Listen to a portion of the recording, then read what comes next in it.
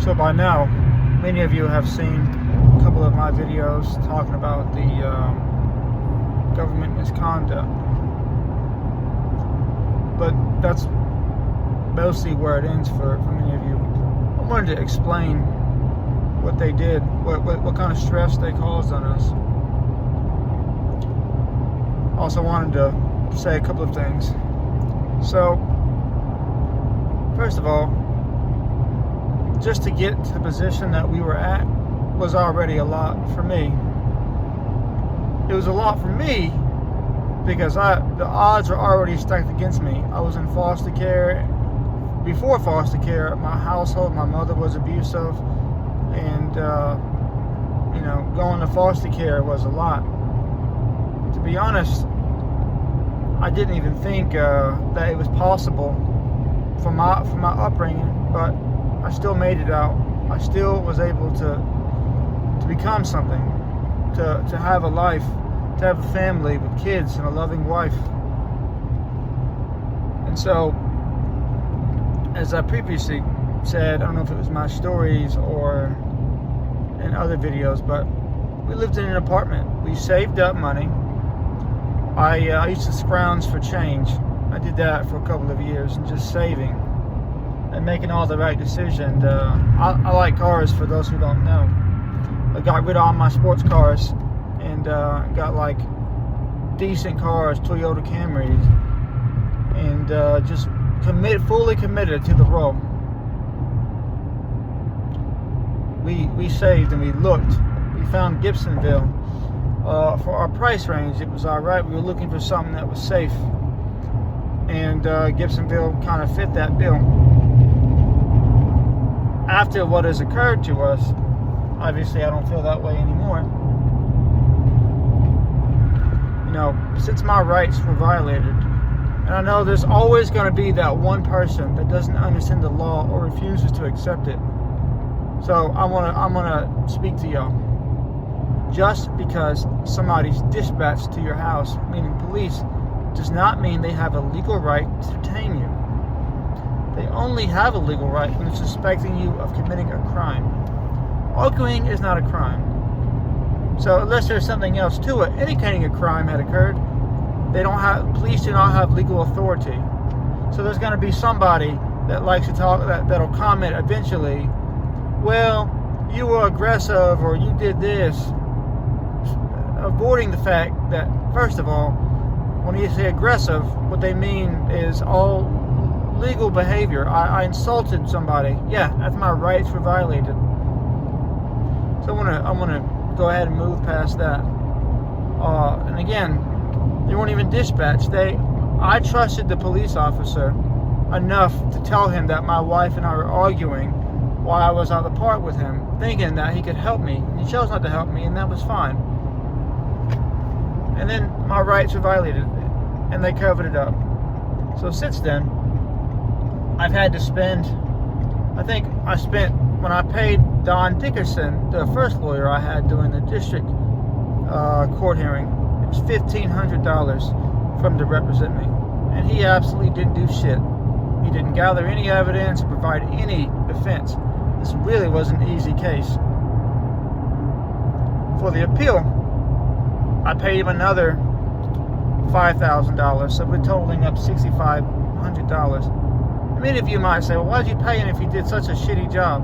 Well, I don't get in trouble, so I didn't know what to expect. And I've never had any issues with police because I used to respect them. So that was $6,500. After terminating services, I didn't get my money back. I literally fired him, and I should have been given a refund, but I got zero back. Even though he didn't do any work, he made up justifications to keep my money.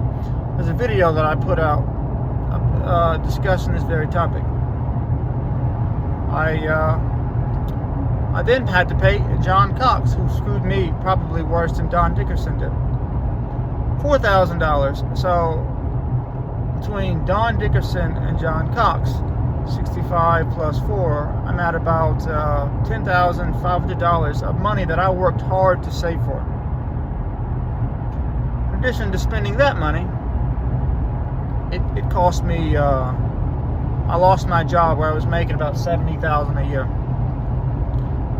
So I lost that. I didn't work for like 2 years. It was $140,000 worth of income that I lost. I had to sell out of stocks, and I don't know who trades in the stock market, but I do. One particular investment, two of them, Palantir, $15 share stock, went all the way up to $200 and is now on the rebound at $130. I had $15,000 in that stock at that price. So you do the math.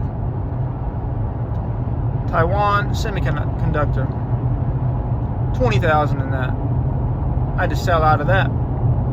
It's currently, as we speak, about a $400 stock, $465 if I'm not mistaken, something like that. So I lost money. I took a loss on the position because the stock was trending down when I sold it to pay to survive.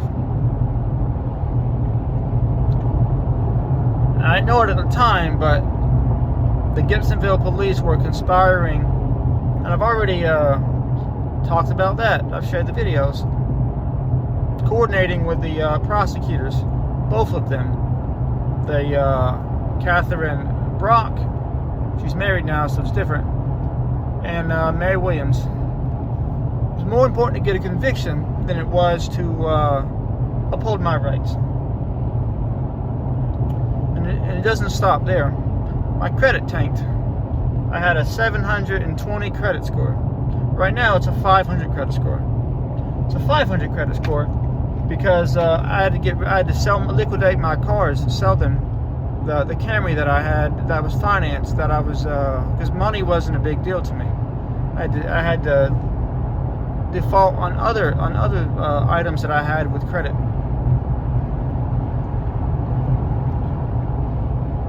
Right now I don't have insurance.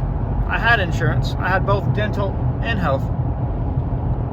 I don't have insurance because I can't afford it. My teeth or my gums are starting to recede back. You can't really tell, but they're receding back. If I lift my mouth up, you can tell. I have a root canal that I need. The root canal itself is about $1,500. I would have been able to take care of that had I not been spending all this money dealing with corrupt ass government. Having to get the gum spot here taken care of. That's going to be more money. At least $3 to $5 grand. And I'm still not working. I said technically I do gig stuff, but I don't have an actual job. Because I can't. I make more money doing this than going to the job that I could get, like a McDonald's type job that I'm overqualified for. And I still got to pay the bills for my family. My ferret died. I bought a ferret, and I've had her since Ariel was about 3. She got cancer or some sickness and died. We didn't have the money to take care of her because we spent it all dealing with this crap, and we could have saved her life. The German Shepherd that I bought, Remy, we bought Remy in the small house with the intention of buying another house that year. We were fielding offers to buy another house and rent the one we live in now. So now we have 2 dogs. We can't afford to pay to take them to the vet to get new shots because of the government, because they're fighting this stuff. And that's just the financial side. I'm sure there's more that I'm missing. There likely is. The Camaro, I have a 79 Camaro that I had spent $20,000. I bought it kind of as a shell and was rebuilding it. I had to pull that out, and it's sitting in my yard underneath a tarp. And I'm trying to sell it as we speak to raise money to cover some more costs. So that was more or less something fun for me because I like cars, and it was something that I was doing with my children with the intent on giving the car to my kids when I got old enough. None of that mattered to our government.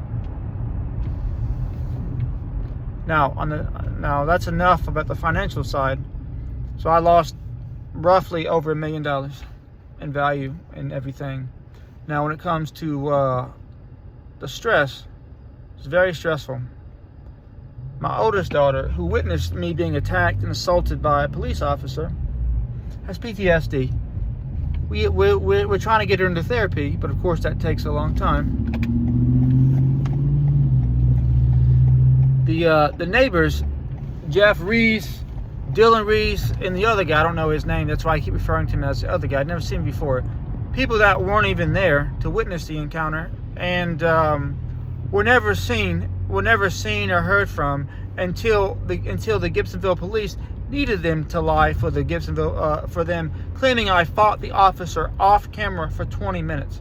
Now, if you saw that video, you know that's no way. You know that's impossible. I had to plead to an obstruction because my lawyer, John Cox, who has Facebook friends with the police chief and has many connections with the people in the prosecution process, refused to cross-examine them. John Cox privately admitted, he said, if you had just done what the officer said, all of this could have avoided. For some of you guys, maybe that's easy. But let me tell you what this really actually means. A civil rights, a guy that's supposed to be defending my civil rights on this case told me that. So it didn't matter that the officer detaining me was unlawful. It didn't matter that he wasn't following any laws. It didn't matter that he lied about being dispatched to John Cox. All that mattered was that I didn't listen to what he said when he didn't have any legal authority. And that should be what actually matters in the court system, but unfortunately it isn't.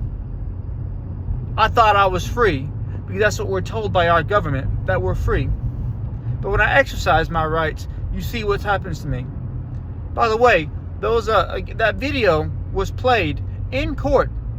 Rebecca Dixon is coercing Jeff Reese to lie. Jeff, we need you to help our officer. And then he starts saying stuff. Well, Brian beats his wife all the time, and your kid should go to social services. By the way, social service did come after that. They concluded that we're actually great fucking parents. But because of that asshole, we had social service on us for like 2 weeks.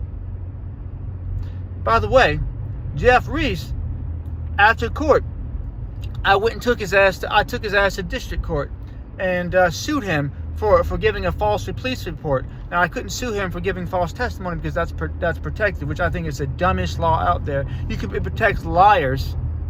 It's called witness immunity. I sued him for giving false testimony. The magistrate was David Crabb, also connected to many of the individuals. You see the underlying theme here. He was talking to Mary Williams when I walked into the courtroom, and then she left. When I went to court, when it was time to hear my case, he dismissed it. He didn't even look at the evidence or hear my side, just flat out dismissed it. I filed complaints against David Crabb. And when I did trying to figure out how to file the complaints to who to go to, I dealt with some lady named Hunter, who was a magistrate or judge. She kept trying to tell me it was a federal judge, which made no sense. And I knew the law. And then when I corrected her, she hung up on me. I called back about 7 times trying to get the answer, and she kept hanging up on me, and I just finally stopped. I complained to J.D. Holland about the ordeal, and instead of disciplining these people, I was told, well, you should file an appeal. Why? So they can lie and I can waste more time. I was told, well, she hung up on you. You were being rude. I was being rude for asking her to do her fucking job. No. And this is exactly what we've dealt with. Jeff Reese and his punk-ass family harassed us, drove outside of our house with loud noises, scaring my daughters. It got so bad that my oldest daughter couldn't sleep. She's so scared right now. We sleep in the living room now because of what Jeff Reese and his family did. Driving by our house, honking, flashing lights through our window. And then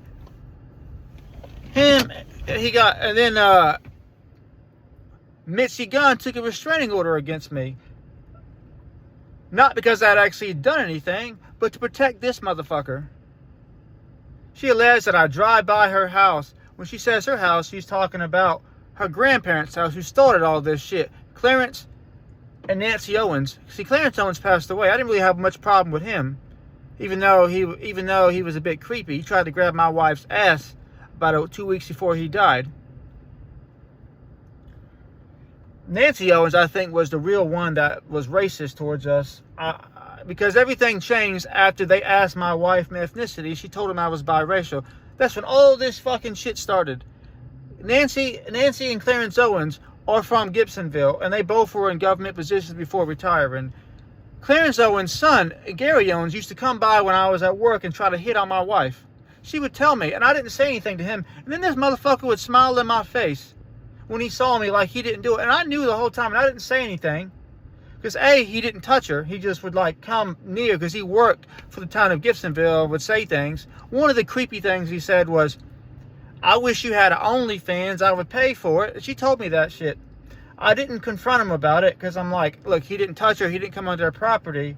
And so my wife would avoid him. And I said, don't go out there. Because I figured some type of shit like this would happen. And I was trying to be peaceful. But none of that shit mattered. And Mitzi Gunn lied to protect Jeff Reese and her family. It didn't matter that my rights were violated and all this shit happened. All that mattered was that I was talking about her family, who started all this shit. And let me tell you about Elon Elementary. My daughter, as I said, wasn't sleeping properly. I reported this to the principal. I think her name, Miss Hurdle. Fuck that bitch. I just gotta say, fuck her. I told her in confidence because we wanted to get help. You know what she does? She calls social service on us.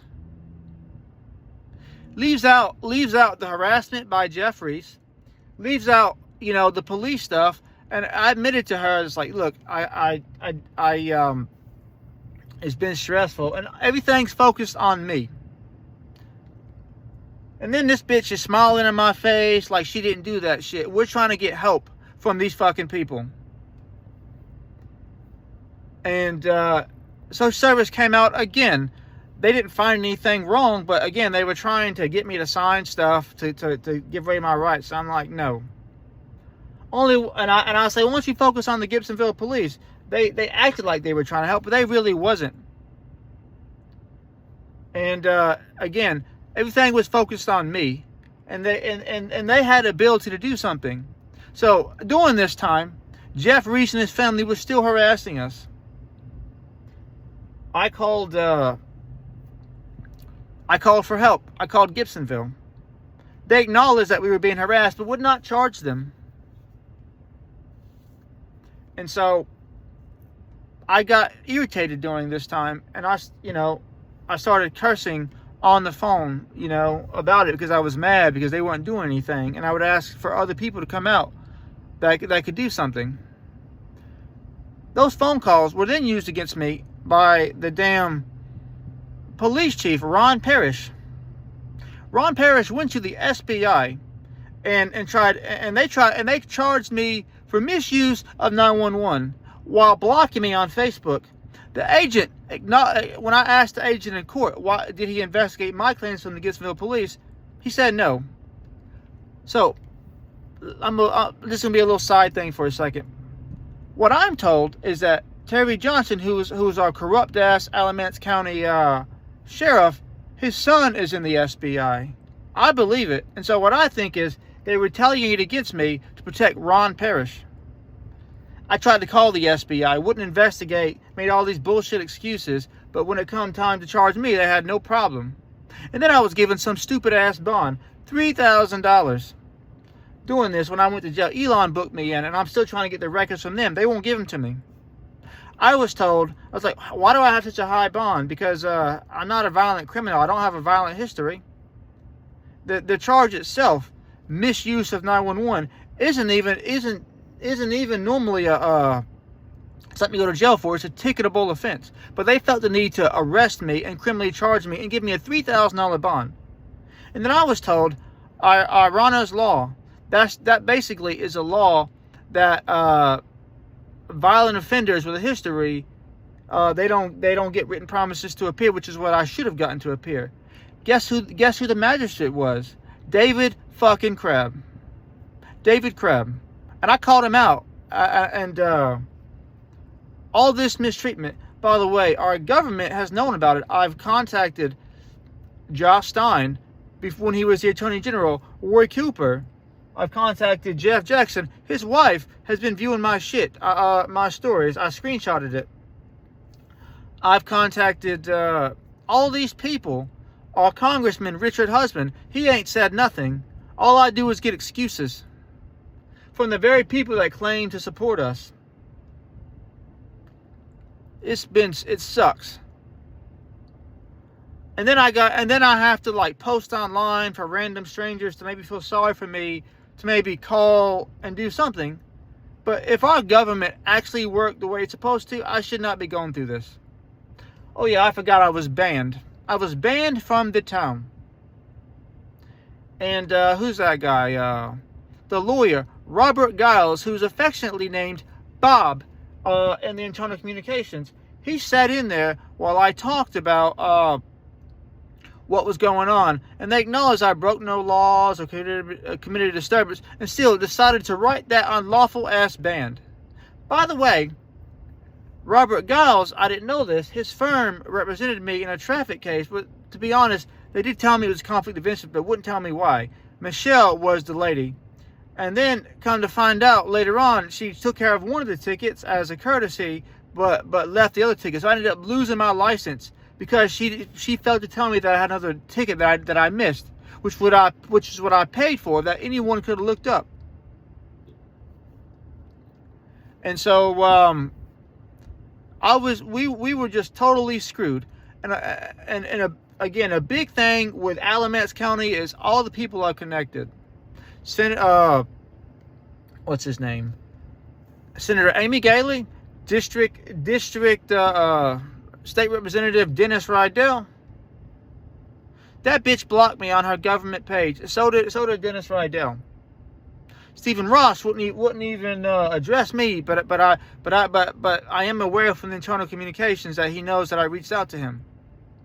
All these people that are supposed to be protecting our rights are protecting each other. And so when y'all see me, people was like, well, you're obsessed. No, I'm not obsessed. What was done to me and my family was wrong. And nobody cared to investigate my claims. Instead, it was more important to convict me, to pass my shit around and manage me. So yeah, I'm pissed off. My family was harmed. I was harmed. I worked really fucking hard to get here. And before this, I didn't really use profanity like that. I was cool. I was calm. But after this, I don't even care anymore. I spent my whole life trying to be good, and I still try to be a good person. Only to be treated like this by the very people who are supposed to be upholding our rights.